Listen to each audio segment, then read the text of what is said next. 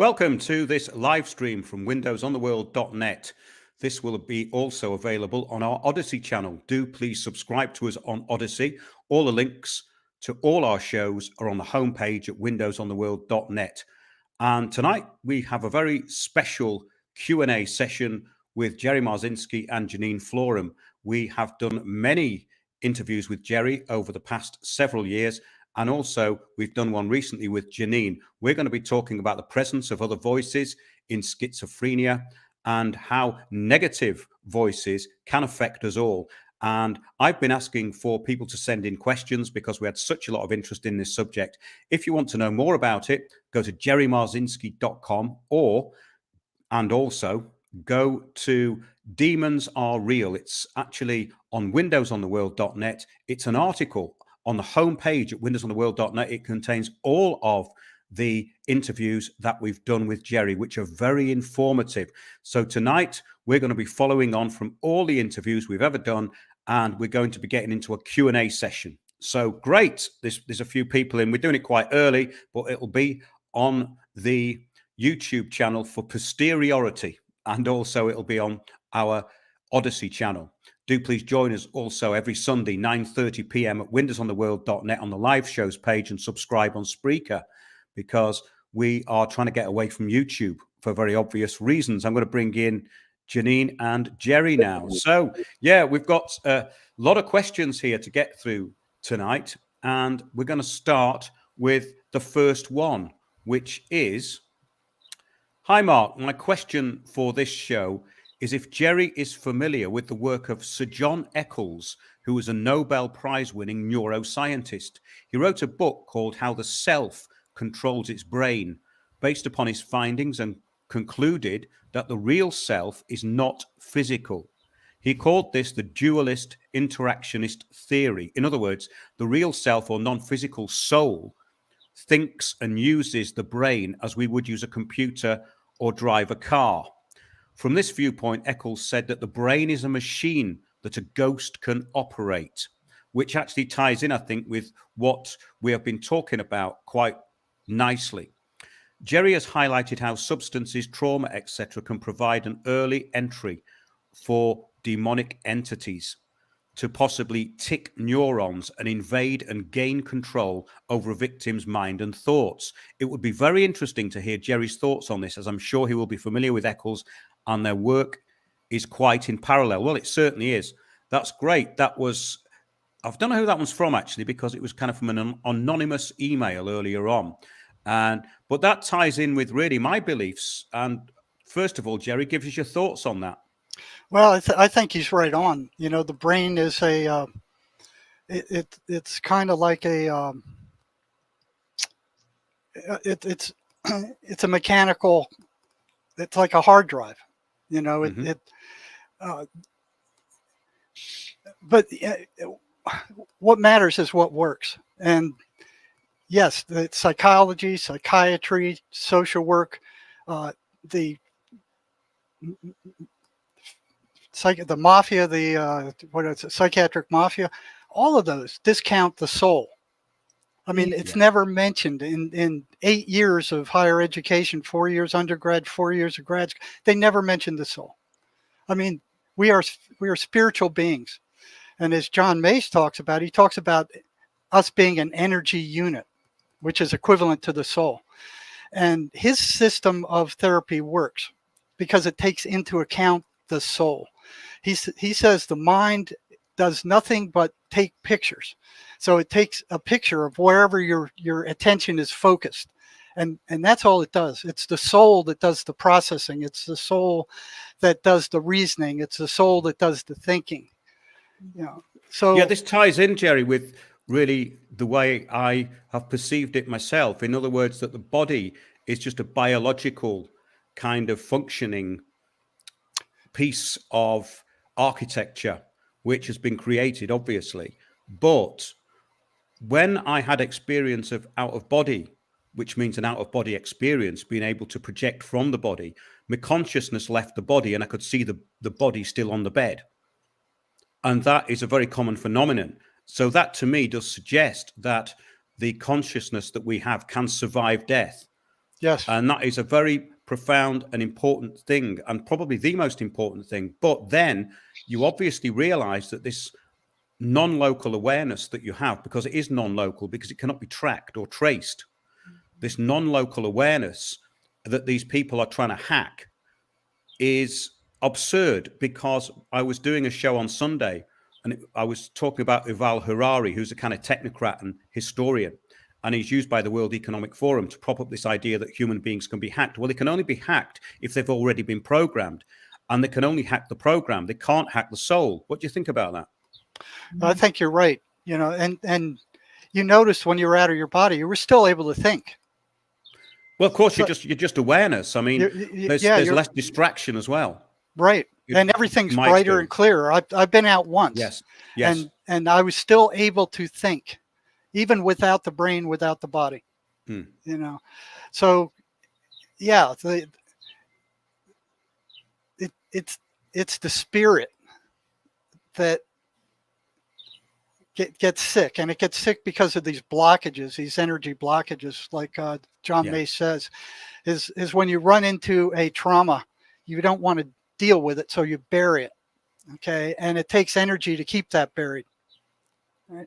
And that keeps getting triggered over and over. So that's the programming. Yes. And these entities, the schizophrenic voices, these things are energetic entities.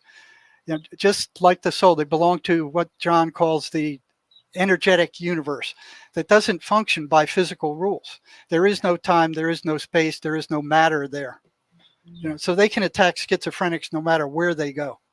Yes. And the psychiatric mafia pouring these toxic antipsychotic drugs onto the brain does nothing to drive these things off. It's like getting a magnet and pouring antipsychotics on a magnetic field and hoping it goes away. It may gum it up some, but it isn't going to get rid of the voices, which are part of the energetic universe. These things are energy. They're not physical. Nobody's ever found a voice in a psychotic's brain. Nobody's ever found a thought in an autopsy. Yeah, I think that's a really good one to start with. I'm so glad you sent it in, whoever you are, because it's a key point, I think, and one that I've been trying to address in the shows. I did a show recently about awareness, basically, and it was about the true reality, and it's really all about what we've just been getting over in that first part of the show. In other words, that these people, these technocrats, think that human beings can be hacked and controlled. Well, actually, the consciousness can't be. And they openly admit that. They say, we still do not understand consciousness. Well, if you don't understand what the consciousness is, you can't hack it. So I can't be hacked. You can't be hacked. Anyone who's got awareness cannot be hacked. People who don't have awareness can be hacked. And awareness is created by your interaction with what you are. In other words, when you go and stand in the middle of I go in the middle of a forest often, and there is nothing there, and my body is not there, my mind's there, but I've got no thoughts, but I'm aware of everything. And that when you strip down awareness like that, which is what you do with the out-of-body experience, because the brain has to go into a very low functioning state, which is basically body paralysis. So the body is actually paralyzed. I've been into that before, like sleep paralysis, and you can induce it and you can't feel the body anymore. There is no body there, but you still have that awareness. And that is what these people are trying to teach about meditation, and why a lot of this stuff has got very mixed up. And they've tried to make it more accessible to people who don't know much about it by getting into chanting and trying to clear their minds. None of that is important, because this single source is all there is, I think. What do you think, Jinean? Sorry, I've been dominating the conversation. Oh, no. Well, first of all, thanks. This question has so many facets, number one, because we could go down rabbit holes on many of those questions within that question. If we're talking about soul energy, anyone who knows me knows that I am a deeply spiritual person, and I walk in the presence of God, source energy, my saints, my angels, because I've had to, because I know that that's been my source of protection. over the years having a son with schizophrenia. Number two is I've never experienced an out-of-body experience or done astral traveling. I've never had the ability to do that. I've never been guided to do that, but I have been involved in deep meditation. And I know in my own definition of spiritual practice is that when our bodies come from the universe and fall through our parents and occupy these beautiful bodies of ours, that it's all energy. It's all frequency. We're 70% water. Everything about us is about frequency. Mm-hmm. Okay. We're energy bodies. Now, I think the dilemma comes in is for we have to take into account there's ego and there's. I think that's a totally different thing. I think we're not talking about that at all. We're talking about basically just that conscious awareness when basically everything's stripped away. There's nothing else there. Yes. That's really, I think, what we were trying to get over. Okay. So we don't need to go into the subconscious and the ego and the super ego and all that stuff, because I really don't think it's very important, because there you go. When you strip everything away, mm-hmm. I think that's what this question was really about. Yeah. And that's what you are, your awareness. And I got into a situation once where, all my physical senses were stripped away, and all there was I was aware that I was aware. Yeah. And when it comes to schizophrenia, where you put your attention is where your energy goes. And those voices are constantly trying to grab your attention.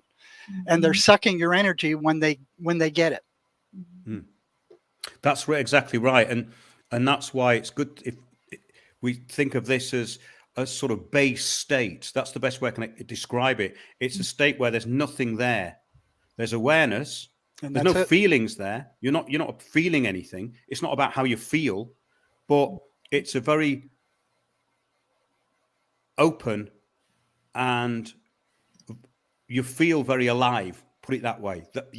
I feel most alive when I'm doing that, because everything else is gone. So I think that kind of sums up what that question was really about. So thanks for that. That was great. Mark, let me ask you a question with what you just said. When you have that, is it because you're in a deep meditative mode? How does that come about? I can do it anytime. I could do it now. I could snap my fingers and do it. But it's just an ability. I just practiced it for a while. But I had a conversation with Robin Gibb out of the Bee Gees years ago, and his wife was very much into all this meditation stuff, and she basically got involved with what I would call a cult. But he had a very unique way of explaining it, which is, I think, exactly what we're trying to say. He said that that's a state which you can be very creative in, but it's nothing that's very difficult or profound. And I think that's what's happened is religions, like especially, we've been taught that we need to go into all of these different procedures and go through all these different kind of gates to get to places. I don't think that's true at all. I think that was put there by the priest class to keep people in their place, to keep them on what they call the samsara wheel, which is basically, live, die, live, die, live, die, But I think this stuff is the real deal, personally. I think it's that simple. And I think somebody put into the chat there that these evil entities run the church. Well, I don't think they run the church, but I think that they have been invited in. Yes. And basically the church these days is just a reflection of the new global order, because that was already talked about in 1969 by Dr. Richard Day. Look at the Order of New Barbarians. He said the church will help us, because basically the whole plan was to demoralize, destabilize, cause crisis, and then the normalization is basically when the new system comes in. And it's the same pattern all the time. But I think maybe we should move on to the next question. Thanks, Mark. That was good, that.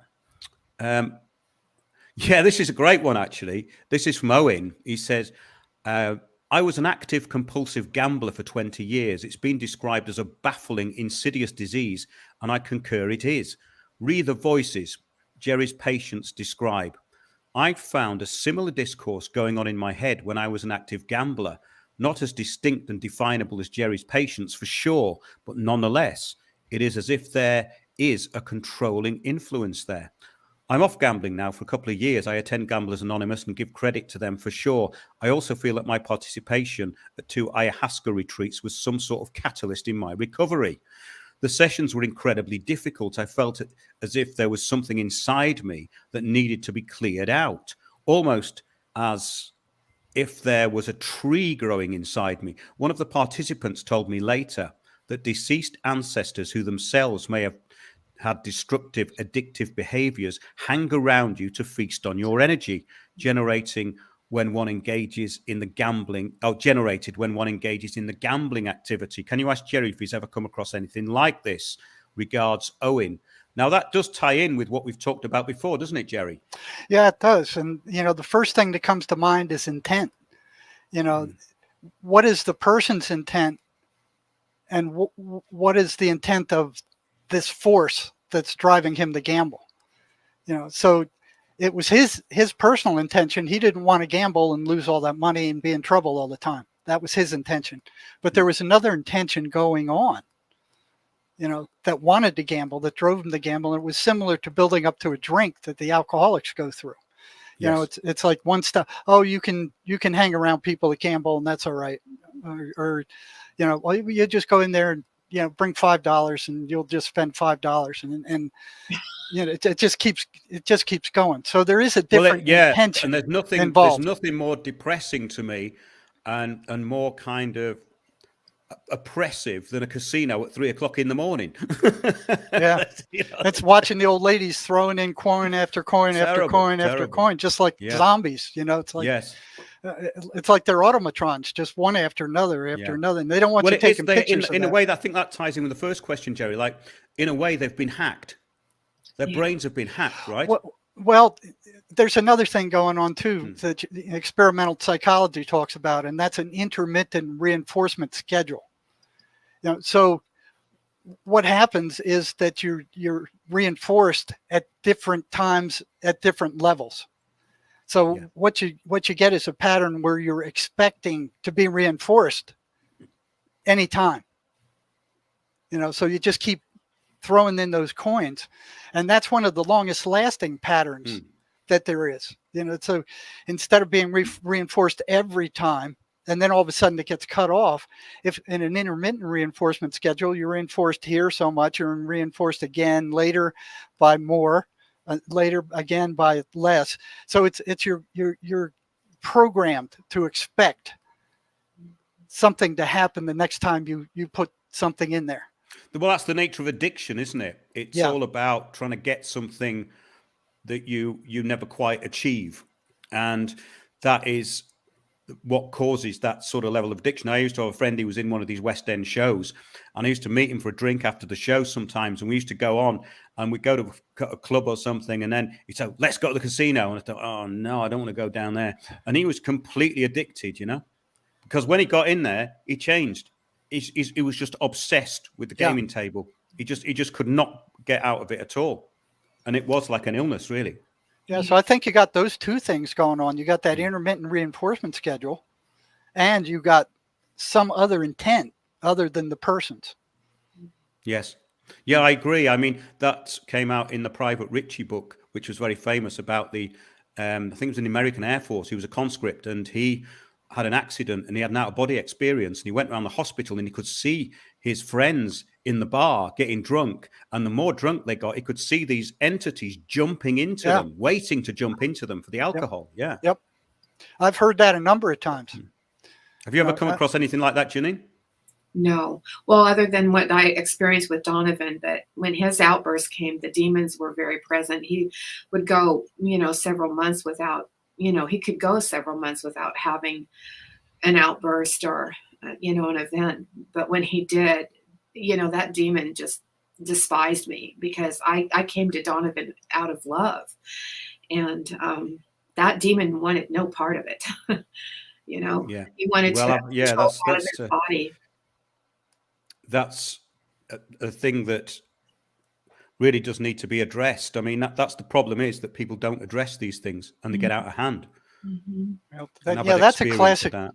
that. Donovan's a classic failure of our current mental health system that has, been taken over by the pharmaceutical industry and the Rockefellers and with the Flexner Agreement back in the 30s, where they didn't they made it a law that the only medical degrees that were legal were the ones that taught pharmacology. So they knocked out everything else at that point for their own benefit, for their own monetary profit. And they're still doing it. I mean, they've cut research for schizophrenia down to a pittance. And now they've manipulated the statistics to make it look like there's millions less schizophrenics in the US than there has been over the last couple of decades, just so they wouldn't have to pay for research. They don't want people recovering. They want to keep selling their toxic drugs at exorbitant prices. Yeah, the prison Well, system. that's exactly right. And there's no change there with Albert Bourla and Pfizer, because now, guess what, folks? They've got a fourth vaccine, and this one cures everything. Honest, it does. Yeah. And they're recommending everybody take it. This one's going to cure all the variants, he says. Well, wait a minute. Don't the variants aren't they meant to sort of, appear as things go along, as it changes, they mutate? No, we've got it now. But yeah, absolutely spot on with that. Maybe we should go to the next question. Let's have a look. Yeah. Yes. Right. This is quite a long one, I think. I'm trying to simplify a question. This is from Vincent. I'm trying to simplify a question for you to ask, but finding it difficult. Perhaps you can whittle it down for me. Well, I couldn't actually, because I think I sent this one to you. I think he says the question regards the American psychiatry that was made mainstream back in the early 90s. General Electric, Care in the Community, et al. I don't know quite what he means by General Electric. Maybe you do. I know what General Electric is, Jerry, but I'm not sure what he's referring to. And involvement of celebrities within the R&D department in the BBC, Top the Pops, Broadmoor, Backdoor. I think he's talking about Jimmy Savile having access to mental. Broadmoor is a high security psychiatric hospital for the criminally insane, and he's talking, I think, about people like Jimmy Savile from the BBC. He had access to the patients there due to his celebrity status. And a lot of stuff came out with Savile that he'd basically been abusing people, and he was a necromancer as well. He was kind of, hanging around with dead bodies.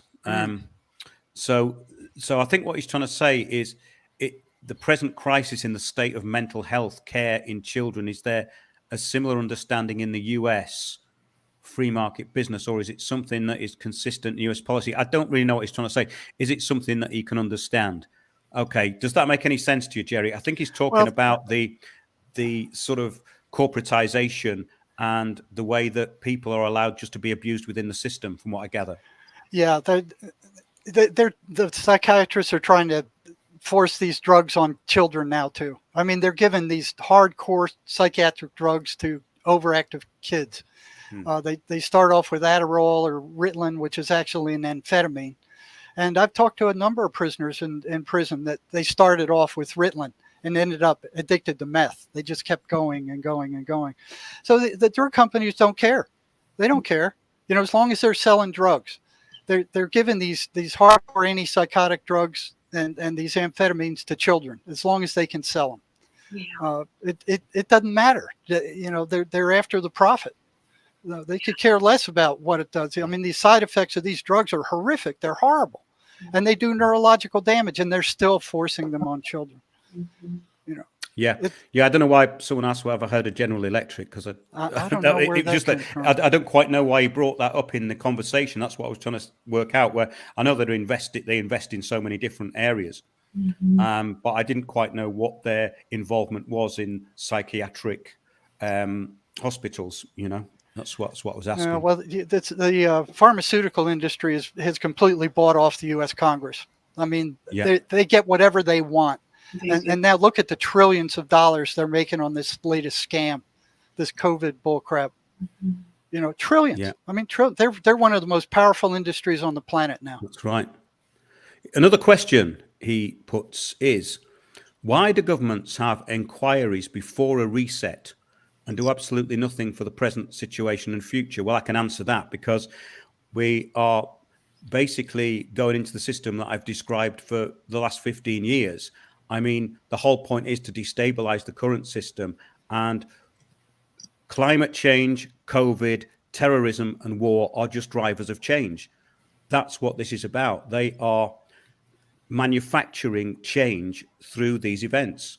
And that's really how it's done. I mean, it's called the problem, reaction, and solution, really, isn't it? Basically, you set up the problem and then you get a massive public reaction out of it, which you manufacture through the press, like they're doing with Ukraine. Next minute, you've got all these liberals and Guardian readers saying, I want a Ukrainian in my house. Well, wait a minute. 3 weeks ago, they wouldn't let anyone in the house. They wouldn't even let their own mother in. They wouldn't actually go anywhere for 2 years. But as soon as a blue and yellow flag appears and they are allowed to virtue signal, guess what?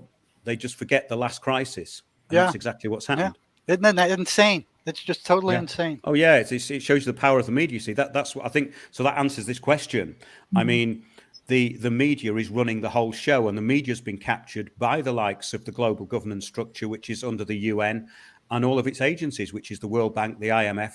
These are people who control the media. And the whole idea of COVID was to get more and more control of the media by the World Health Organization, the WHO, the UN, basically the International Monetary Fund, World Bank. These are all agencies of the United Nations, as are any agency which works under the UN. So what they've got is this global governance structure, which we do talk about a lot, so I'm not going to harp on about that. I don't think there's anything else there. You can get, okay, I think we've dealt with that one. But basically, I would say, yes, these sort of change agents creating this chaos basically bringing the system to its knees so the new system can be replaced. It's a bit like the NHS. They ran it down. They made it dysfunctional. They privatized it by the back door, and now it's already private, but the public don't know. So basically, they created chaos, and out of that came normalization, which is privatization. Yes, okay, let's get on to the next one. This is from David, and he says, hi, Mark, please ask Jerry if his methods or anything like them were used by mainstream media practice before the Rockefeller drug revolution. So he's probably talking about before about 100 years ago. You do hear of demons being driven out of people, particularly in religious text. So interested to hear if before Rockefeller, treatment wasn't just restricted to a lengthy stint in Bedlam. Have you got any information on that, Jerry? I think you've got some of that in your book, haven't you? Yeah, the whole thing is in the book. What psychiatry used, shock treatments. They used insulin shock. They used, they threw people in tubs of freezing cold water. They would hang them. Basically, what they were doing was trying to control these people by any means possible. Making them sick, shocking their brains, feeding them emetics that make them throw up. And the lobotomies. And the what? Lobotomies. Yeah, lobotomies, where they'd actually go through the eye and they'd scramble the brain.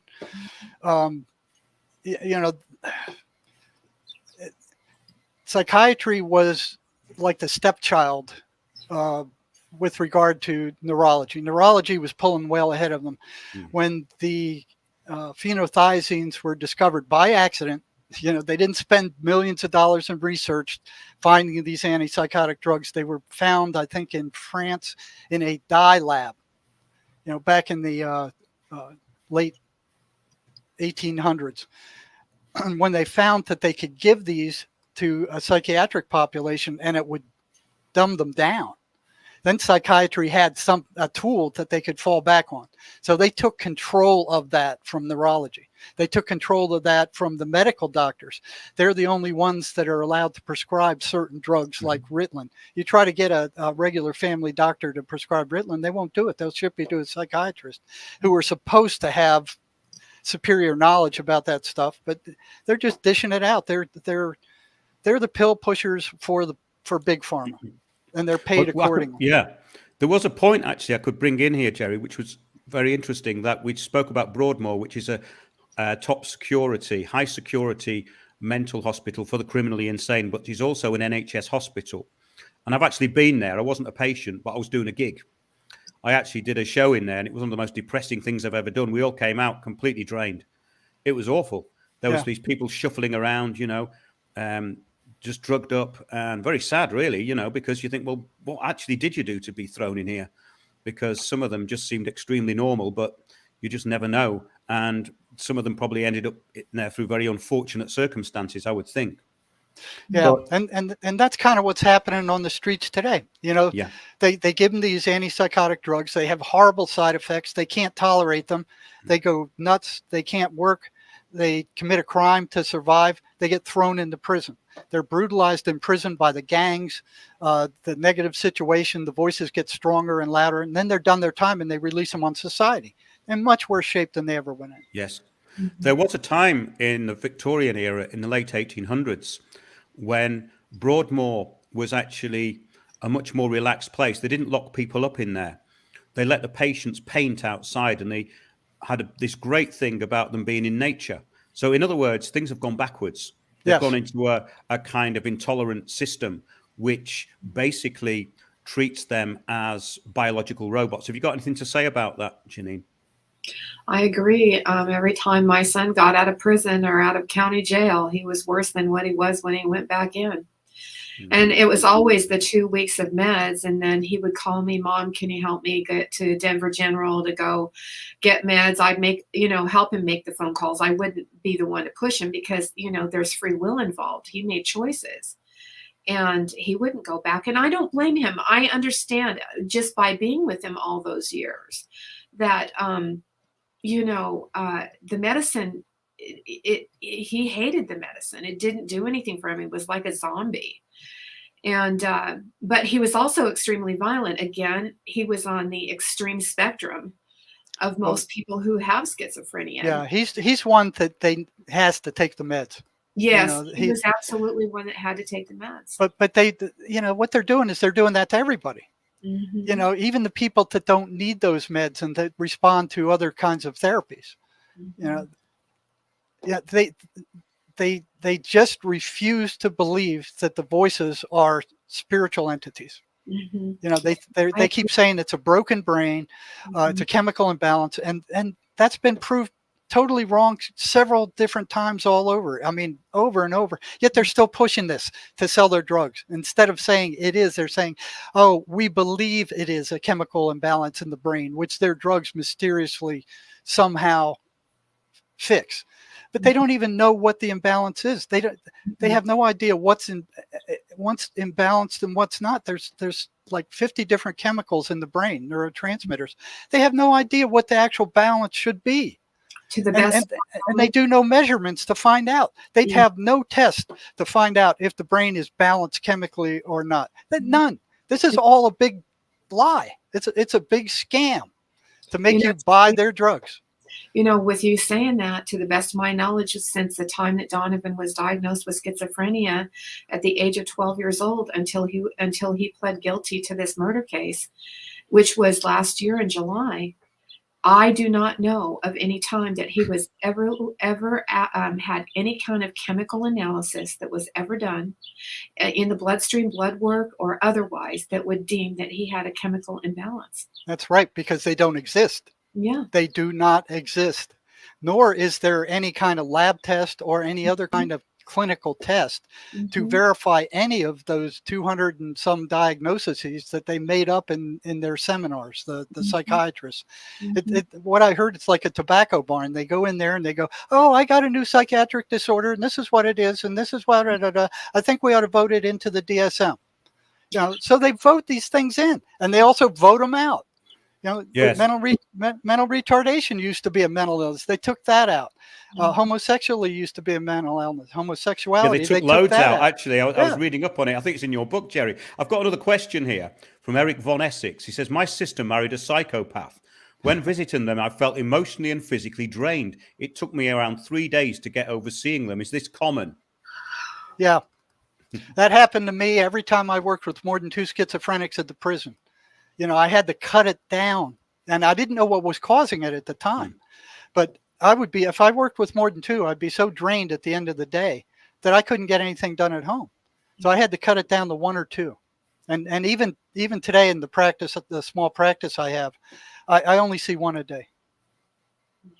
Yeah, well, that's sorted that out, and my experience of those sort of people and people who have what I call these demonic attachments is exactly the same. It's exhausting. Well, it's not even exhausting, is it? It's like you just feel sometimes you feel a bit shocked. I felt like I've had an electric shock or something, and you just sort of blank. I'm just drained. You just feel drained and no energy. Janine, do you ever feel that when you were dealing with Donovan? Oh my God. Do you ever feel yourself just being drained to the max? Always. And that's why I went into such a deep spiritual practice, because I had to fill my cup. And it was horrendous. And, just to add that, the anniversary of this murder is on its 2 years on the 27th of April. So I'm feeling a little bit of, discomfort around that from an emotional perspective, because it's hard to believe 2 years have gone by when it feels it was just yesterday. And I'm having to work a little extra harder with my energy level.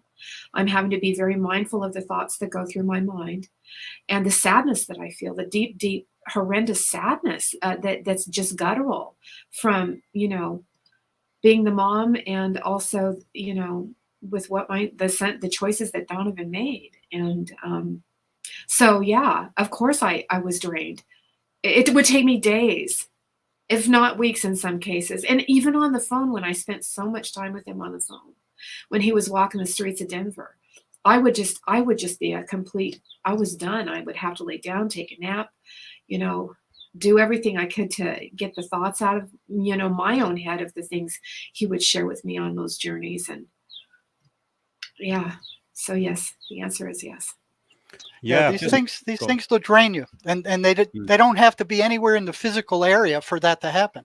Yes, that's exactly true. If you're connected to them with your consciousness in any way at all. Well, so those voices we've discussed that before. Yeah, they're energetic beings. Yes, they don't play by physical universe rules. No. Absolutely. No, I agree with that. Beautiful. Well said, Jerry. Absolutely. Yeah, I think we're getting some really good information out tonight. Somebody just put in, I think it was Kath, they said, what's all this bipolar disorder? I mean, it's used as such a blanket term, and I know lots of people who say they've got it. Well, I don't think they have. I think they just have ups and downs because they tend to work very hard on something. And I think that's kind of normal. I've always thought this was kind of normal. I've seen people who have very high functioning, what they call bipolar. And that is a bit scary because you don't know what they're going to do. And they get into a mania. But what they tend to actually call bipolar now just means anything. It means anybody who gets a bit excitable, and I am prone to that myself sometimes, believe it or not. Aren't we all, especially in these times? Yes. Yeah, let's see what Jerry's got to say about it. Yeah, well, I think a lot of them are misdiagnosed. Like we said, I mean, you can go through that list of diagnoses. I remember when I was in abnormal psychology, it was, well, I got that, and I got that, and I got that, and I got that, and all the other students too. This is like a normal range of human behavior. And what psychiatry and psychology have done is they cut it up into pieces as if these things actually exist independently of the entire human being. And like schizophrenia is like the bottom 5%. A lot of bipolar is misdiagnosed. I mean, these are just mood swings. Yes. But boy, I've seen some that weren't. I mean, they would just get completely manic, stay up for days and days, and then completely collapse. Yes. And they could be pretty dangerous during those times. So, and it looks like lithium somehow moderated that. So it seemed to temporarily work, but like all the other psychiatric drugs, it never cured anything. No. Yeah. Because I think that also is a spiritual disorder. Yeah. Yes. Yeah. Yeah, so I don't think that's a spiritual disorder, the low-level bipolar thing. I think it's just the way people are, I mean, in a way, maybe it goes back to the times when we had, these long periods where we would not be hunting. Then we'd go hunting for a couple of days. The adrenaline would be up.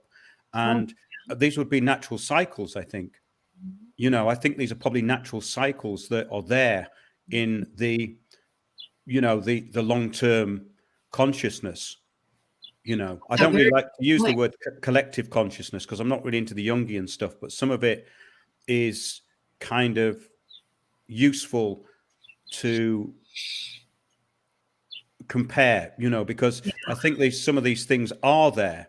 I think people sometimes make too much of it. I don't know what you think about that, Jerry, but you know, when people sort of I worship my ancestors. Well, I don't want to worship my ancestors because I have no idea what they got up to for a start. And if they're anything like my uncle, I'm joking, of course, but you know, it's just kind of it's got this thing. We worship our ancestors. Well, how do you know what they did? I mean, I had this vision once. I told you about, Jerry, didn't I? When I'd seen that friend we talk about sometimes, and she was in some kind of pagan ritual, you know. And I said, well, I think you need to apologize, you know. You know, if you're going to sort of worship your ancestors, I mean, you apologize to all the people that you might have actually, you know, cut to pieces, you know. That Yeah. would help. Yeah. Yeah, I think that the soul is perfect. I mean, that it's always perfect. Whatever's contaminating the output is not part of the soul. Mhm. Yeah. Oh, that's prophetic. Yeah. Boy, Jerry, that's it in a nutshell right there. Definitely. Oh my goodness. I'm going to come back and review that. I'm going to write that down because that honestly, that's a Jerryism that needs to really be stated because that's true. I've got another question here. My son has been off drugs. This is from Teresa. My son has been off all drugs, street and prescriptions, for just over 2 years. How can I get him to be self-sufficient? If I am gone, there is no one to help him that I can count on. Any ideas, Jerry? Well, she doesn't say what drugs he was on or what's Yeah, going exactly. on with him. Yeah, There's yeah. not enough information there. Yeah, yeah. You know, other than, you know, show him how to be self-sufficient. If he's hearing voices, you know, what we could do is send her that paper I sent you, Mark. I don't know if you got time to look over that.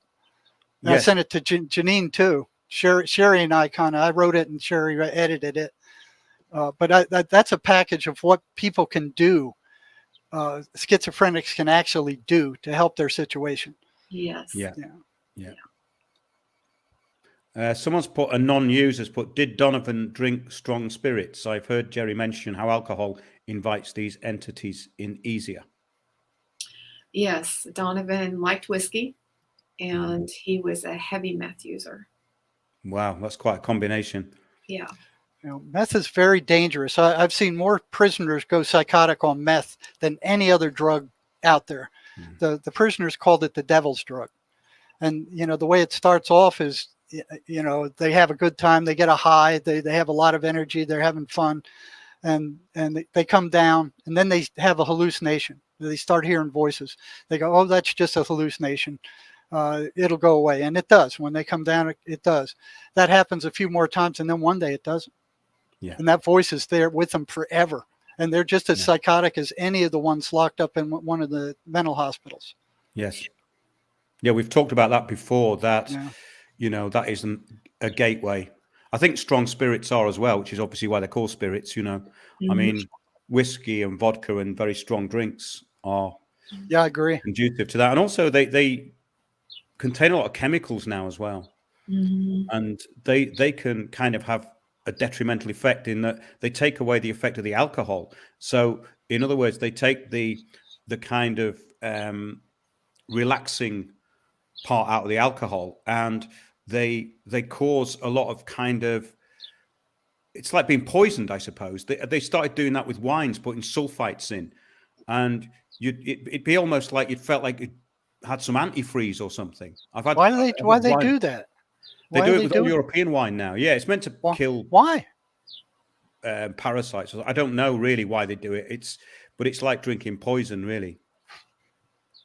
And I think that's the problem with a lot of these alcoholic drinks. They're probably making you very anxious while the alcohol's relaxing you at the same time. Well, for 1 ounce of alcohol will sedate you for 2 hours, but there's 10 hours passed out of a low-key nervous withdrawal. You know, they don't tell you that. So if you drink a 6-pack of beer, you got 60 hours of physiological withdrawal, a low-key nervous irritability that you're not aware of where it comes from. and then somebody comes up and irritates you, and you blast them for it. Someone's just put in sugar is evil. Yeah, it is. Well, it certainly doesn't do you any good. I think you're right, though. Yeah. Not sugars, but sugar. Yeah. Refined sugar is evil. Yeah. Let's get on to the next question. Stephen, this is from Stephen. Jerry said that the voices go nuts if the patient goes to church or recites Psalm 23. That would suggest that the Christian ideology has some credibility towards the nature of good and evil. But schizophrenia can't only be found, in Christian society, or is it? Well, no, it isn't. We know that. No, it's But all over. how do the voices react in other faiths or cultures? If the voices are only within Christian faiths, it leads us to conclude that either there is a mental health issue with. No, that's completely way off that one, because we've never said that, and that's not true. Because the one thing that's not talked about that much is there is a high incidence of schizophrenia in Afro-Caribbeans. Have you aware of this, Jerry? No, I didn't hear that. I know in the UK, yes. Maybe it's more prevalent in the UK. But I looked at a report several years ago, and there was a very high incidence of Afro-Caribbean people being diagnosed with schizophrenia. It might be their belief system. I don't know. Well, I think it's interesting because it could take us on to what this next part of the conversation could be, because I think this is in a couple of questions about the prevalence of demonic belief and demonic entities. Go on. There's 24 million people who are estimated to have schizophrenia across the globe. So it's generic. It's not just Christians. You know, the Arabs call them the jinn. That's right. You know, they're there. They do the same thing. They sometimes they speak in other languages, but they can't drain you if they're doing that. But no, it's not just Christians. I think Jesus drove out 23 times in the Bible. He drove out these evil spirits. But yet psychiatry doesn't believe that there's evil spirits, and neither does psychology or social work or the pharmaceutical industry. I wonder if I can find this question, because it would tie up with what Steve was talking about there. No, I better get into that. This is quite a long one, actually, that Kathy sent in. But one of the questions was particularly about this subject, that within the African community, especially, in Africa, it's extremely well known that demonic entities exist. And there is a strong belief system in these entities. And within certain practices, especially within Haitian voodoo, there are people who take on these spirits. I suppose it goes back into the ancestor worship, and it's tied in with all this stuff, but they dance with the spirits and become possessed. And I can't think of anything more dangerous than that, personally. What do you think about that, Jerry? Oh, yeah. Yeah, that's very dangerous, letting those things in. You know, I've seen some of these masks that they have, you know, the Caribbean nations, where they do something and the masks actually come alive and start talking, start snapping. I've seen that many times in Nepal. They have a mask of a god called Barai, which is an Indonesian god, but they have other ones as well. There's one called Makala, which is quite a friendly one, which was on the actually wall of the hotel I was staying in. And there's a certain ceremony they do, a festival, and they put the masks on, and sometimes it gets really out of hand. The local youths come in and they get very excited by it all, and often there's fights break out, and it gets very, very heated, and this goes on for about 3 days. Wow. So I have witnessed that, and there was once someone pulled out a kukri, which is the Nepali weapon. You know, basically it's a very, very sharp double-sided knife, and once that comes out there, that's very serious. So the whole thing had to be shut down. But yeah, I've never seen anything get like completely dangerously out of hand, or seen anyone actually possessed there, though. but I think it depends on the intensity of what they're doing, doesn't it? You know, if it's just a kind of festival type thing, it's probably less powerful. But when they completely open themselves up Yeah, and to something jumping in, that's kind of yeah. what happened with Donovan. You know, Mm. he was completely taken over by these things. You know, and Yeah. and the meds cured nothing. And No. and that's kind of what the prisons do. They give you 2 weeks worth of meds. They say when you run out of meds, go to the nearest ER. Now the ER isn't going to give you anything but just temporary, you know, while you're there, you know, because they can't follow up. And So during it's COVID, they didn't give him anything. They wouldn't even let him come in the hospital during COVID because when he got out of jail in basically February of 2020, and then he was on the streets, and then he ran out of meds. He couldn't even get into the Denver General Hospital to get meds because of COVID. Yep. then you can cross the border here, go into Mexico and get them over the counter. You Yeah. know, you can get them over the counter at a small fraction of the price you pay for them here in the U.S., made by the same corporations. You Yeah. know, and these aren't abusable drugs. They're horrible drugs. Nobody is going to voluntarily take these things on their own to get high. They're horrible. You know, but psychiatry's got an iron grip on them. You know, they're not going to let go. You got to go through them to get them. You know, and you got to pay them, and you got to pay them. You know, every 6 months you got to go. Oh, they got to do a checkup to make sure your bloods are adjusted right. And if you don't like that one, they'll switch you to another one. And they're, you know, raking in millions of dollars doing this scam. Yeah. You know, and those drugs cure absolutely nothing. Yeah. They're major tranquilizers, and the only reason they work is because they tranquilize these people. That's it. They don't get rid of the voices for the most part. Yeah. Yeah, I think we've brought that up quite a few times before. It's very true. Molly's just put in, Ouija boards showed me that spirits are real, but agree they are likely attracting lower vibrational entities. Now, I agree with that 100%, Molly. I do too. Because years ago, I did try all that before I knew better, and I knew people who were doing it. And what it does seem to attract is low-level malevolence and trickery. Basically, these things appear and they just trick you. They're not what they say they are. They're not who they say they are. And they just want to cause a bit of havoc. It's almost like they're sort of not very developed spirits who've just been left in the lower dimensional troposphere to kind of irritate people, basically. You know, they don't seem to be powerful either, but I have experienced noises in the house, things going missing, objects moving. I have experienced that, but nothing more. Yeah. Well, I've seen them go completely psychotic on those things, where they think, you know, the voice comes across and it goes, yeah, we're one of your guardian angels, or we're here to help you, and you know, sometimes they know stuff that the person doesn't. They convince them with that, and then they become one of the voices. So I've seen it in the mental health centers where these people were, you know, taken over by these things. So that's very dangerous to play with a Ouija board. And I've even heard it with these, what do you call it? These voice things that the ghost guys use. Voice boxes. Voice boxes. Where you know, I've had one guy I was talking to. He got taken over by a voice from the voice boxes, and he was warning others not to play with those voice boxes because others have had same thing have happened. They'd write back, yeah, same thing happened to me. So. I'm going to try and get onto Catherine's question now. Yeah, she just said we tried Ouija boards when we were kids in a pigsty in the pony stables, terrified ourselves. That's good. Yeah.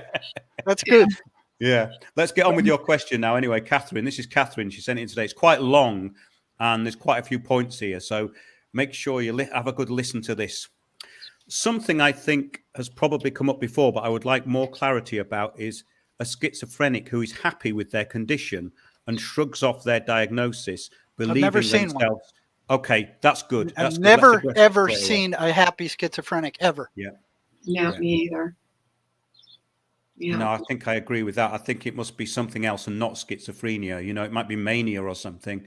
I don't know. But let's carry on with the next part of the question. A grandiose schizophrenic, if you will. That's what she means by this. I knew someone like this. Worse than that, his mother and grandmother were also convinced that he was a misunderstood genius, which sort of brings me to my second question. He did have a kind of artistic ability. He could draw very well, and in his grandiose and very enabled state, he was sure that he was on the verge of coming up with a graphic novel, aka comic book, that would shake the world. His creative output was, however, rather disturbing. He drew, when high functioning, extremely hyper-realist sketches of women that were very striking. He did several of me, but at a certain point they all morphed into Emmanuelle Beat, the French actress, which was flattering, I suppose, but not me. When he was getting agitated, though, he became fixated on only drawing firstly crying women's faces, then just eyes, pages and pages, reams and reams of terrified weeping eyes. He also wrote a very long, strange philosophical writing.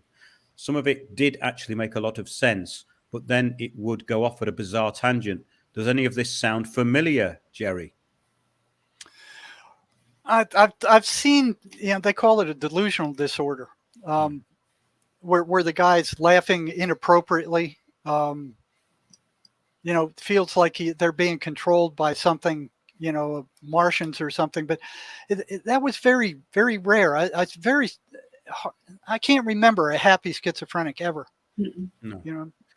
No, I think this is something else. I mean, I have known people like that who can go through these incredibly creative stages, and they want you to meet them in the pub every 5 minutes, and they've always got a new idea, and they can create quite a buzz around them, those sort of people. That's what is, I think, the interesting point is that they become very charismatic when they're very high functioning. So they become fun to be with as well, because they are hyper aware. And that is something that I noticed years and years ago with some of the people that I met, that some of them would definitely be on that, what we call that high functioning bipolar spectrum, but some of these people then you wouldn't see for months, Yeah. So they kind of burn themselves out. They go crash somewhere.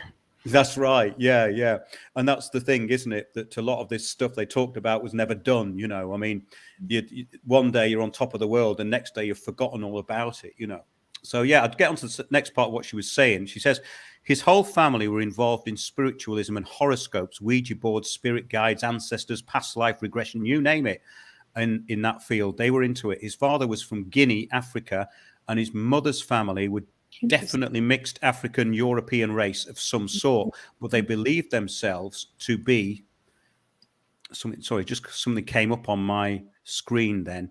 They believed themselves to be French aristocrats related to Napoleon and other worthies through mistresses. They liked talking about sex. Porn was everywhere. They were a bit perverted in some way. I mentioned where they came from in case there is some kind of jinn or other spiritual something going on. They were insistent they were devout Catholics, by the way, which made me think they had some kind of Islamic heritage simply because they lied all the time. This is the thing, though. They were very high functioning in that they were extremely successful at scamming the system. At various times, the son had been a drug dealer, very violent and sexually abusive to women, had destroyed the set and set fire to someone's house, had stalked exes, had various other accusations against him, including the worst, that he had killed his grandmother by breaking her head against a toilet bowl, then living with the corpse for some days. He told me that he had done this himself quite proudly, and I saw the smashed up bathroom. I believed him. It's the kind of thing you try not to remember, but he was very accurate. This is going on quite a long time, so I'm going to try and curtail it a bit. His descriptions of having sex with this girl were mocking, as if he was torturing her. He's talking about this relationship. So, okay, there's a lot going on here, and it's a bit too long to read out. But I think you might be talking about a mixture of things there, because there might be a very strong belief system going on there, and mixed with a bit of mental illness. What do you think, Jerry? Yeah, that's what it sounds like. I mean, it's a lot of the times, one of the main triggers for schizophrenia is very strong physical, emotional, or sexual abuse. That's one. Methamphetamine is another. There is no genetic disorder. There is no chemical imbalance in the brain.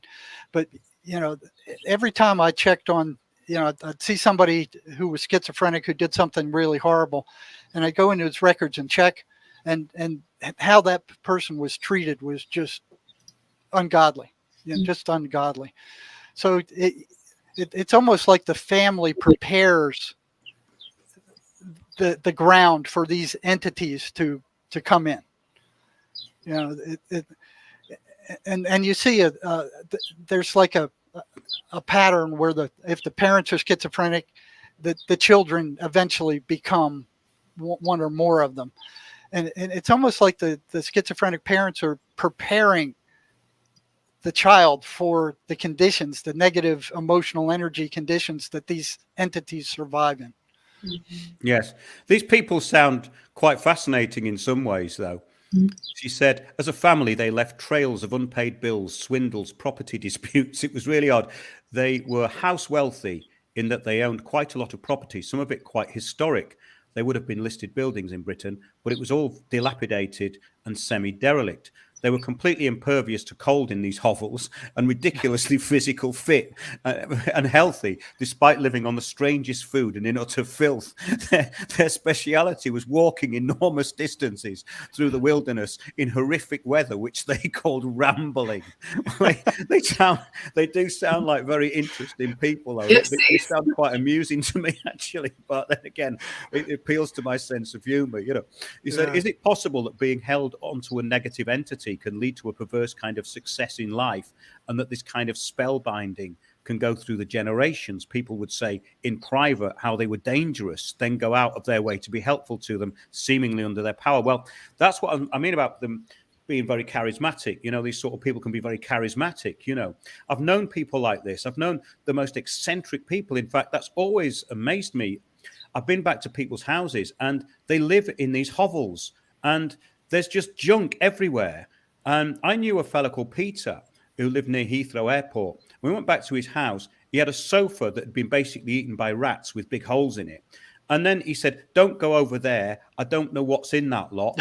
A cat walked in there years ago and I think it must be mummified by now. And this was in his front room, you know. It's just like, but it is very bizarre that. And maybe it is some kind of entity that's attached or something. I'm not quite sure about that sort of behavior, because I've seen that quite a lot. You know, you go into some people's houses and you just think, this is really disturbing, you know. I mean, I remember we did a talk in Brighton once and I stayed at someone's house and went back there very late at night and I could hear all this sort of rustling around. And he said, oh, you've been sleeping on the hamster cage. And it was like, but you couldn't see anything in there. You know, it's just that I think there's something about that, living in that kind of disorder, that indicates some kind of mental illness. What do you think about that, Jerry? Yeah, like the hoarder people. You know, yes. that you know, you can be mentally ill and somewhat function. You know, that's true. And it sounds like these people you were recently talking about were psychopaths. You know, they everything was fair game. It just made me laugh.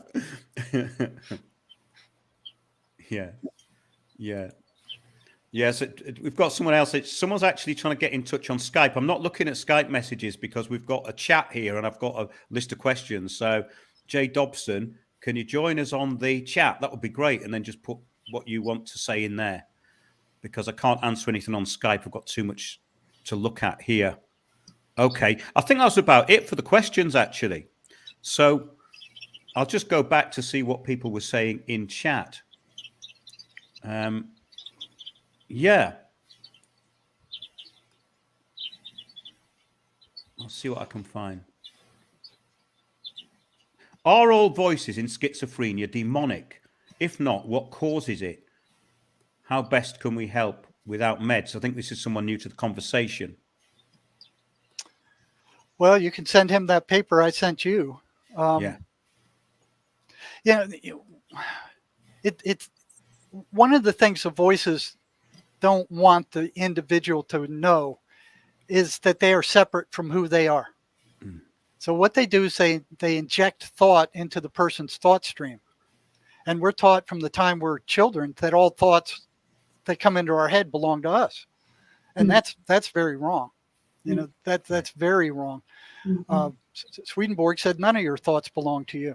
Mm-hmm. You know, thoughts are of the energetic universe, like John Mace says. They don't operate in the physical universe. They are forms of energy. Mm-hmm. You know, and they can get stuck. Yeah. Yeah, and they are often attached to emotion, whereas awareness isn't attached to emotion. Mhm. So I think that is a great distinction to be able to make. Yes. Do you think Yeah, so, Jinean? Yeah. Yes. yeah. Now, Absolutely. and a lot of the schizophrenics would ask their voices, "Who are you? What are you?" And they would say, "We are you." But their intention was far different from that of the individual. Oh, What yes. what they intended for them was totally different. And you probably can speak to that, Jinean, the intention of the voices versus what Donovan wanted for himself. Yeah. They were sabotaging.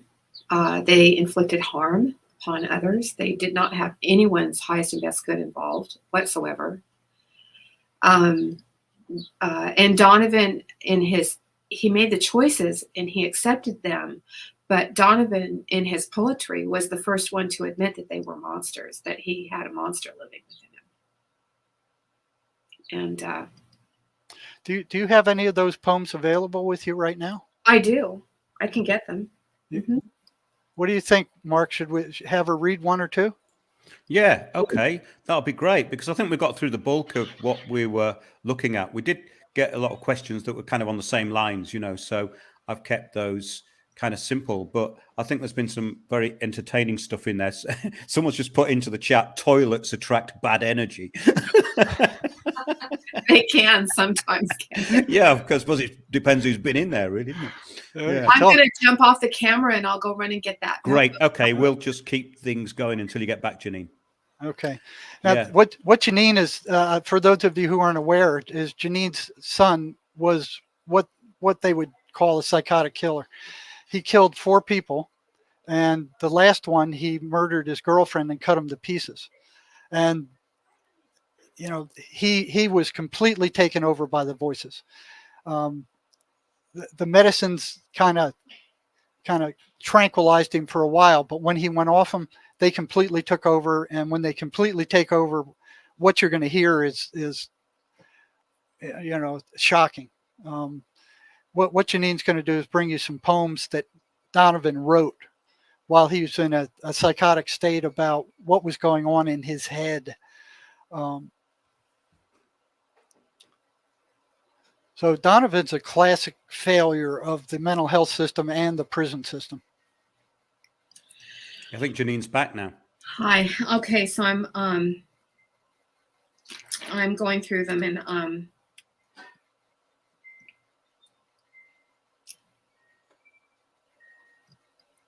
Okay. So yeah, I think we've had quite a lot of good comments here tonight. We went out of rather strange time in the UK, which is quite early, but obviously this is here for posteriority. So it'll be available to watch at any time. So always interesting comments. Out-of-body experiences are strange. It's almost like the stronger you is looking back on the shell of you. Exactly. That's I exactly. didn't recognize. It's so strange. When I went through a wall, I went through this wall. I got pulled out of my body, and I could see myself in the bed just before I went where I had to go, and it was quite incredible because I could see myself in the bed, but I didn't think of it as me. I just saw this shell of me, in the bed, and that was my body. Suit. And for me, I was moving through thick woods and not getting caught on anything, and everything was sharper and brighter and crisper than it was in waking life. Yes. And I could sort of sense everything 360 degrees, and I could remember everything in incredible detail. I think it's that level of awareness with that out of body that is absolutely pure, which is somehow what we've lost. I think that is what our original state of consciousness is. Well, it's still there below all the programming that we're being hit with all the time. Yeah, and I think that it's always been shut down because of the way we were genetically modified about 220,000 years ago. Don't want to go into that now because we'll be here all night. But with the fused chromosome, and I think that shut down what they call the third eye. I don't want to get too esoteric here, but I think that from what I have experienced, I always have this feeling that I can't quite express myself perfectly the way I want to all the time. And it's not just a problem with language. It's about the way that we communicate. There seems to be a barrier there. And fluoride does the same thing. Shuts Right, down that yeah. third eye. They say, "Oh, we got to have it in the water for your teeth." That's not good for you. It kills the pituitary. Well, it's many different chemicals, isn't it? It's about 36 different chemicals, Mm. all kind of made into this toxic thing. Yeah. Okay, Jinean, are you ready? I found a poem that's kind of interesting. Well, it is. It's called, we were talking about earlier about, who, sometimes the schizophrenia people ask themselves, who am I? And Donovan wrote a poem called Who Am I? And he wrote this in, I believe, 2005. Mm-hmm. When it dreams, it's aware. When it feels, it's afraid. It does what it's told. Its eyes from the old. It screams when it cries. It cares when it's away. It holds on to nothing and is bored when it's astray. It thinks without wanting. It waits for more pain. When it's lonely, it's happy. It's sad when it's sane. It wonders in silence. It's cold when it stares. It lives upon violence. Its brain is its lair. It walks without sound, carries no weight. It darkens the room when it enters the gate. It plunders the heart and tries to retain. It wants all for nothing and nothing to gain. Who am I? And what do you make of that in terms of your experience with Donovan? It spells out exactly what these entities or entity was that lived within him. It was a very quiet, evil. You just never knew. You could feel the energy change in Donovan when the entity was wanting to rouse up and make trouble, and when that entity would come out, it would stay like that for days and days and days. And he knew this was his. I know this may sound weird, but this was his affair. This was his affair with this demon, which is still there. And everything he wrote in here is exactly what it's about. If that entity could not have control over Donovan's sanity, he would get bored. Like, it screams when it cries. Okay, it cares when it's away. Meaning it cares about wanting to be inside, but Donovan may have not been allowing it at that time. It holds on to nothing, and it's bored when it's astray. It thinks without wanting. Oh, absolutely. It waits for more pain. And this particular demon, when it worked within Donovan, a very, very, very violent, very violent. And usually the voices hate mothers. They hate anybody who trying to take care of the person. Mm-hmm. Yeah. What's your experience with that? With having to, what they were, mm-hmm. And what was your experience with the voices turning on you or having him turn on you? He was he would be okay for a while, but then when the demons would start appearing, you would feel that energy shift. Like a couple of days before, he'd get verbal. He would stomp his feet. He was agitated because when the demon starts coming and surfacing itself within the human body, it really wants to grab and hold on to and hurt. And if Donovan's fighting that demon from not wanting to do it, the more agitated the demon would get, because Donovan was especially if he was off the meds, because if he was off the meds, he had absolutely no control. Even when he was on the meds, he didn't have any control over when this demon was going to surface. But when the demon did surface, and especially along the lines, I love my son even to this very day. I've always poured love into him because he needed to be loved. As a mom, you love your kids despite their horribleness sometimes. And the more that I loved my son, the more I poured love into him. And especially towards the end in that video, in that last, video that we did together, that demon that surfaced, he was fine for 6 months prior to that. But the couple of days before that outburst happened, and he was demonizing me and saying all of those horrible things, and that demon was very apparent and grasping, at me. He was attacking me. That if you watch that video, he said, get me the F out of here. I want to get out of here, because the demon wanted to control Donovan, and Donovan, in the space he was living in, there was nothing for him to do. We live in the country. There was nothing. There were no other people. There wasn't anything that demon could attack to hurt, you see. And also Donovan had no access to meth or drugs, and he had been clean for quite some time at that point.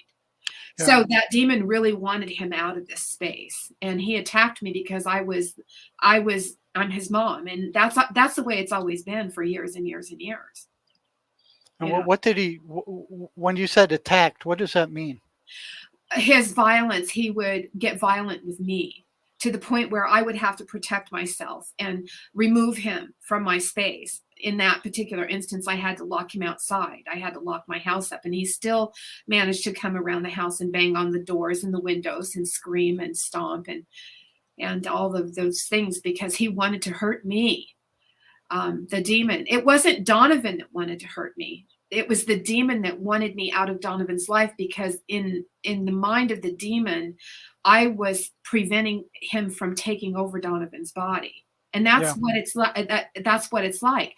Anytime that a person is in a protection place where, like, for example, a church or a synagogue or around people that love, and especially in a violent situation, like my situation with my son was completely on this opposite spectrum of it, most schizophrenia. I'm not saying all of it, because there's a lot of very violent schizophrenics out there.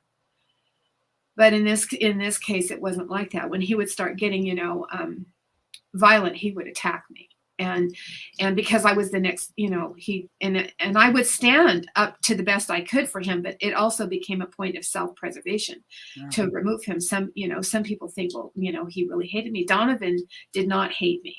The demon hated me. Right. I was Donovan's life jacket.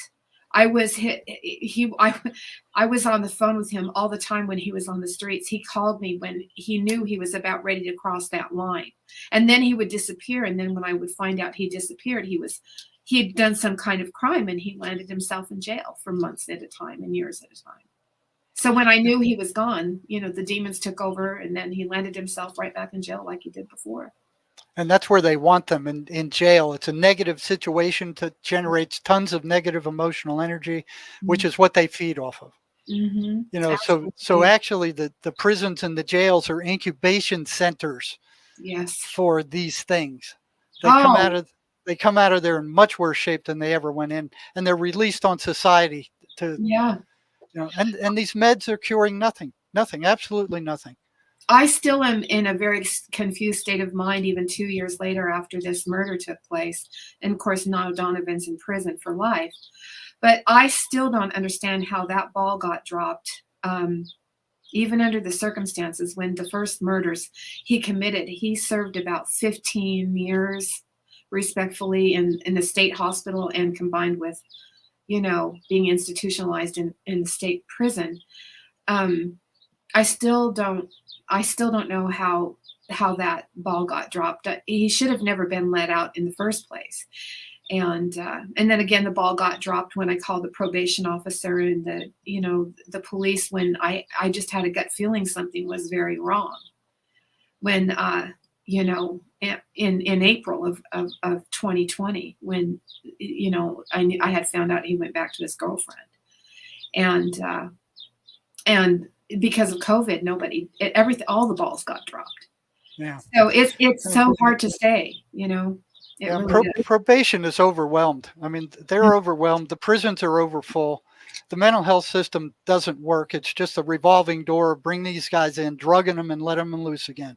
Bringing them in, drugging them, let them loose again. I mean, it's all centered around drugs, and none of those drugs cure anything. Nothing. It's true. I found another poem if we have time. Okay, go. Monster. Okay. And so this poem, I think I've read this before, but I can't remember. It's called "This is a Monster." Sorry, because Donovan's handwriting sometimes is really hard to read, so I have to use a magnifying glass. Bear with me. There is a monster that lives in my head. This monster is real. It's not under my bed. My monster tells me things to do. It tells me sometimes when the news is new. My monster is crying as it spent all the years, drowning out my courage and disposing my fears. My monster is strong. That's what I like to think. My monster is coming when it's time to drink. My monster is ready. My monster is strong. What will I do when my monster is gone? My monster will never leave. That is his plan. It overwhelms me when I'm making a stand.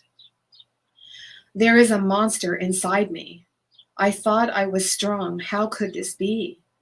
My monster has a name too. He walks in the dark whispering Yazoo.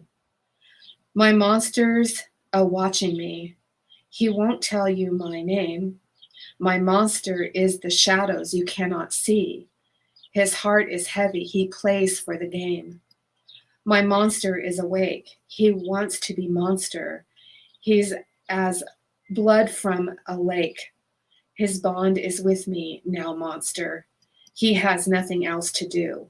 My monster's awake. See, that's a perfect description of the voices. You know, I've spoke to prisoners. I remember one who said in a fight the voices took over and they were actually doing the fighting. You know, and you know, schizophrenics, when they get angry, they're supernaturally strong.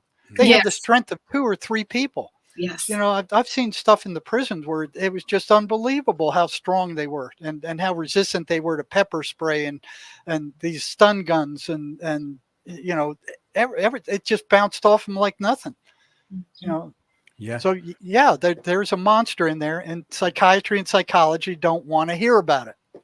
No, of course not, because it doesn't fit in with the materialistic, atheistic, social Darwinism that is pushed to destabilize and control society. It's quite simple. There's not much to it. It's mainly that people don't understand how things work or why things work. The way all this works is not in the way that the public can understand, which is why we have the present situation going on at the moment. COVID's kind of disappeared overnight, but they're saying they're going to drop all of the restrictions, apart from in certain places, and then they're still telling them that there's loads and loads of cases. But now, of course, everyone's got a yellow and blue flag, and they're going to get Ukrainians into their houses in the UK, and everything's just changed overnight. So it just shows you that people are under mass hypnosis, and they defend it. They actually defend it. There's a good quote here, maybe to finish off with. Jerry says, we had a schizophrenic in a main hospital a couple of weeks ago. He had an outburst and police were called, but he was left unwatched. A couple of hours later, he stabbed a 76-year-old in the head. Oh, Lord. Yeah. And that voice told him to do that. Yeah. Yep. And that is one of the main problems, isn't it? That you can't get help when it's needed because these people have to actually commit an offense, get sectioned, or they have to agree to be treated. Right, Jerry? Yeah. And it's unfortunate because, you know, there's a lot of people that they call the police and say, hey, he's going to hurt somebody. And the police said, well, we can't do anything unless he does. Exactly. Yes. Yeah. Which is ironic, really, because you can kind of get arrested for a pre-crime. And what they'll generally say is that you fit the description of someone we're looking for. well, you clearly don't, right? But so they have got an excuse, because if they have reasonable suspicion, they can actually detain people. Yeah. But they never seem to do it with these people who are going to kill people, which is the way that they've been trained. They are not able to have discernment within a situation. Yeah, and the police forces aren't trained to deal with mental health issues. No, You know, they don't know what they're facing. no, of course not. You know, they give them no training of what these people are capable of. They don't give them any training about what a meth person loaded with meth is capable of. You know, they're and just it can be sent very in blind. manipulative as well, because Yes. if they're just about to kill somebody and the police are called, they'll just be very calm and say, well, I didn't do anything. I've just been sat here. Yeah, And the I've even police will often seen. believe them. That's the thing, isn't it, as well, with these sort of people, when they can become charismatic or very convincing, they do seem to be able to override the truth quite a lot of times, really, basically, don't they? They have this ability to gaslight the victim. Oh, yes. Yeah, and they can maintain for, you know, even the worst of them can maintain for sometimes up to 20 minutes, looking completely normal. Yeah. You know, before they start falling apart again. And 20 minutes is usually enough time to get a psychiatrist off their back. Yes. You know, Jeffrey Dahmer was a prime example of that. Mm-hmm. When you think about what Jeffrey Dahmer did. Isn't that Yes. the truth? Well, these are manipulative psychopaths, really, aren't they? Who are probably possessed when they're doing the crimes. Yeah. But they're getting assistance. And that's, I think, what we've been talking about tonight in some ways, that these kind of entities attached to people, or whatever people want to believe happens, people can become very charismatic and convincing when they're possessed. And that is not a good thing, because it shows that people are basically very easily fooled, very easily hoodwinked by behavior, because psychopaths are very good at mimicking what other people want to see. They're very skilled at that. In fact, these people are also like trained observers, really. Yes. They have a hyper acuity to what's going on around them, or seem to, you know, that I think we've been sort of along those lines tonight with some of those examples that were brought up. Yeah. They're paranoid. And, you know, the shame of it is that they're totally off a track. I mean, when they have the entire society believing that the voices are some chemical imbalance that doesn't exist, they're not moving toward any kind of resolution. They're moving away from the solution to the problem. You know, and they're making a fortune while they're doing it. Yeah. Yeah, Paul's just put in that the Coronavirus Act has made it much easier to section people. They only, I think, need one medical health professional in the UK now. So basically, that's ridiculous. Well, you know, you might as well get a security guard at Tesco to section you, you know. It's ridiculous, isn't it? Oh, my. Well, at least here they have to go in front of a judge and a court, a small, you know, little. And some of those lawyers that come in there, those public defenders, they'll do everything they can to get these guys off the hook. Oh, yeah. What's their job? Yeah. I had one Jewish guy who was like that, and he tried to get even the worst of them free. Yeah. Yeah. Makes sense. And it makes sense with everything that we've talked about and the way that society is engineered. And the court system was set up where I couldn't just say, hey, wait a minute, this guy did, and he's dangerous. He's friggin' dangerous. You couldn't come out and say that, because the judge would go, objection. You know, so I had to act like a dummy, you know, like I didn't know what was going on. Well, I'm sorry, you know, at least just to get the information out. But I couldn't do that with the same judge more than once. That's why we love you, Jerry.